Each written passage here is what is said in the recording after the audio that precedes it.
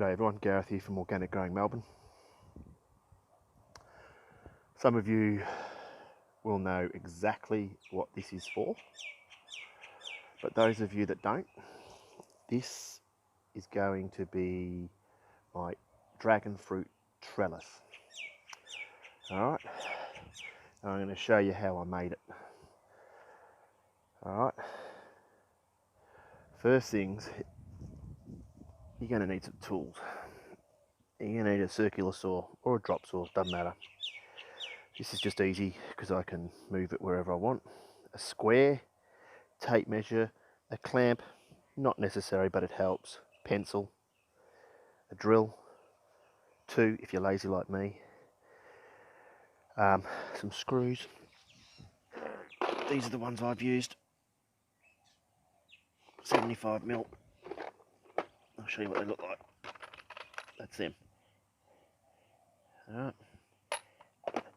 A hammer, knocking things into place. This spare bit of wood, which will make things a lot easier when constructing, and of course when you're doing any project in the garden, of course that's a must for me. I prefer my Jack Daniels, the double jack. Yeah, so let's get in. I'll show you what I've done. So the first thing I've done obviously is purchase the stuff. This wood here is just plinth board that fencers use at the bottom of a fence, which I've used all along my fence here.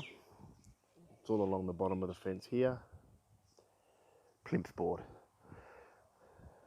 That's it there. That's a 2.4 metre length, less than $5. I think I've used probably about 5 or 6 of them. So less than 30 bucks. I've got some treated pine poles. They're like a 1.8 metre, 75mm wide. They're about, I don't know, 15 bucks each. I've made 2. So the first thing I did was I measured the inside of the pot. You can just go from one of these holes to the other. They're pretty much in an opposite direction. Alright, and then I halved what that measurement was, then added half of the 75mm, and that's the length I've got. So that will fit nicely into the bottom of my pot, and you can see how I've done that. Just crossed them over. Alright, now to make things easy, what I did, grab a scrap bit of wood. Alright, this is just an offcut, obviously off a plinth, and I just screwed it to that, just straight across, okay? And that gives me a board to put my first one against, okay? And then I can clamp that over the top here to hold it on while I screw that in. Now, you can pre-drill these in case you're worried about splitting the wood, but I find if you're coming in a few mil, you're probably like 25, 30 mil in from the edge of this piece of wood, none of mine split. So you might get away with it. If you're going to be drilling holes in close, then you want to pre-drill. All right, and then once I've got the first one in, I can take that piece of wood that goes across the length, and then I use this one to push this one against, and then you just work around until you've screwed them all in. You only put one screw in, all right? And the reason for that is when you put it in the pot, you want to be able to just move them slightly up and down to get it nice and flush at the bottom of the pot. Once you've set all that up, then you can put a second one in, secure it into place once you've got that second one in. All right, and quite easily with the top,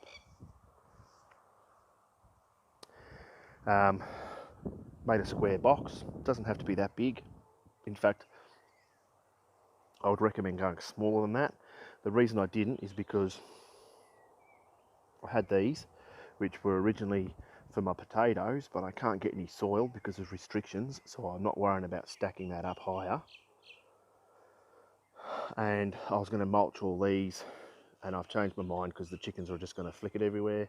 So I've now used it for the box, the framing for the dragon fruit trellis.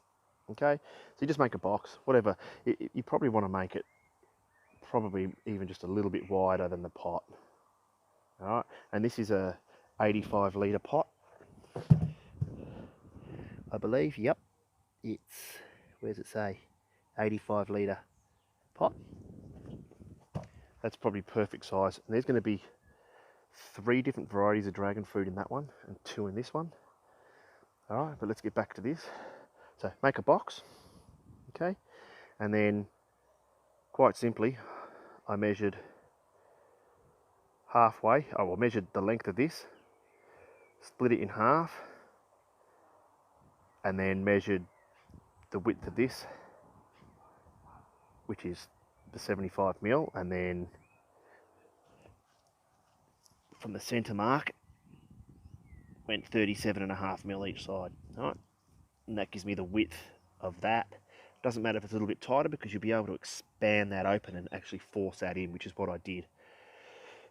And then obviously that's just the halfway mark again there, and then I measured like I did there, so I can line that up, and so I know I'm in the centre.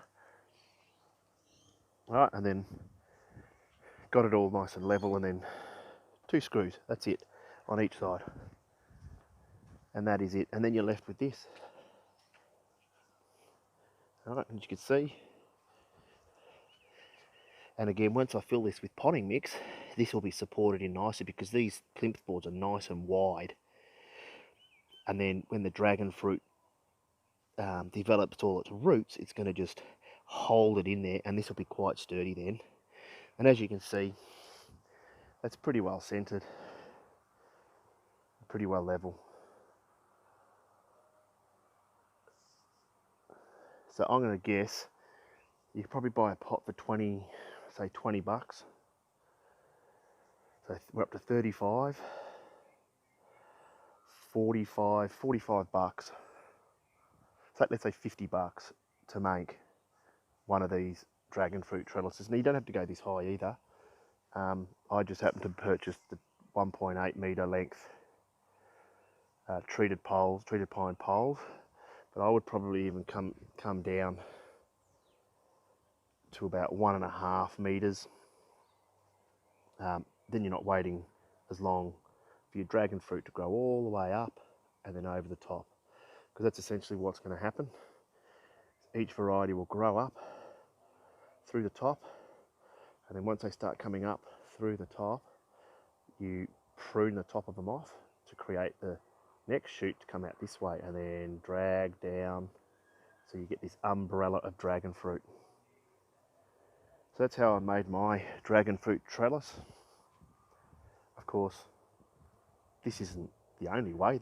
I've seen plenty of different ways to build trellises, but on the cheap, yeah, you could probably go a little bit cheaper. So there it is. Dragon fruit trellis. I'll do another video on filling it all in and planting the dragon fruit.